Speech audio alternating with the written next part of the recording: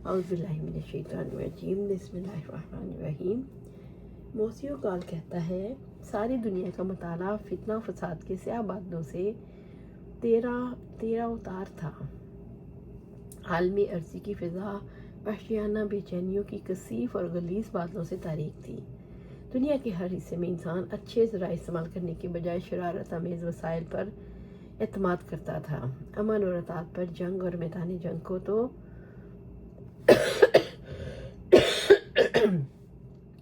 फ़र्क हासिल था। माले गनीमत से तिजोरियों को भरना, कौमों, शहरों और शुरफा पर हैबत डालना, ये वो हालात थे जिनमें मोहसिन इंसानियत सल्लल्लाहु अलैहि वसल्लम का ज़ुहूर हुआ। और इन्हीं हालात में आप सल्लल्लाहु अलैहि वसल्लम ने साले हुकूमत की बुनियाद रखी। मोहम्मद सल्लल्लाहु अलैहि वसल्लम का इंतज़ाम सल्तनत आप सल्लल्लाहु अलैहि वसल्लम की शख्सियत का बहुत ही अहम पहलू है। आप सल्लल्लाहु अलैहि वसल्लम मुंतज़िम आला थे। आप सल्लल्लाहु अलैहि वसल्लम मज़हब की बुनियाद बिना डालने वाले और रियासती हुक्मरान थे। आप सल्लल्लाहु अलैहि वसल्लम की सल्तनत का ये इम्तियाज़ी पहलू है कि मज़हब और हुकूमत दोनों चीज़ें साथ साथ नज़र आती हैं। अल्लाह के रसूल सल्लल्लाहु अलैहि वसल्लम की मज़हबियत कैसी थी? ना गुरूर था, ना शान, ना तफाखुर नज़र आता है। आप सल्लल्लाहु अलैहि वसल्लम के पास ना तो कैसर व किसरा की तरह कोई फ़ौज थी, ना ही आप सल्लल्लाहु अलैहि वसल्लम के इर्द गिर्द पासबानों का कोई गिरोह था जो आप सल्लल्लाहु अलैहि वसल्लम की हिफाजत करते और आप सल्लल्लाहु अलैहि वसल्लम को प्रोटोकॉल देते।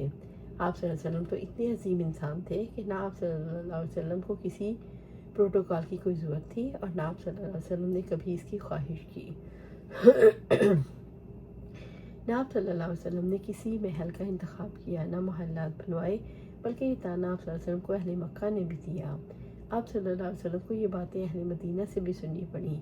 वो अफराद जो अल्लाह रब्बुल इज़्ज़त की अताअत की बजाय अल्लाह ताला की नाफरमानी के कायदे पर कारबंद थे, कहा करते थे, क्यों ना इसको कोई महल दिया गया, क्यों ना इस पर सोने के कंगन उतारे गए, क्यों ना इस पर फरिश्तों का कोई ग्रोह नाजिल किया गया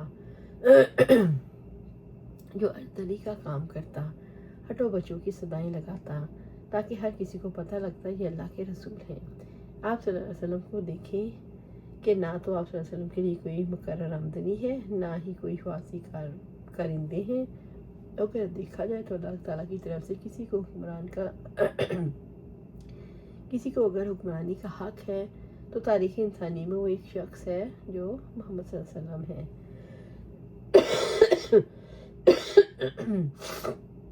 आप सल्लल्लाहु अलैहि वसल्लम से पहले हज़रत सुलेमान अलैहिस्सलाम, हज़रत दाऊद अलैहिस्सलाम की सल्तनत कायम थी।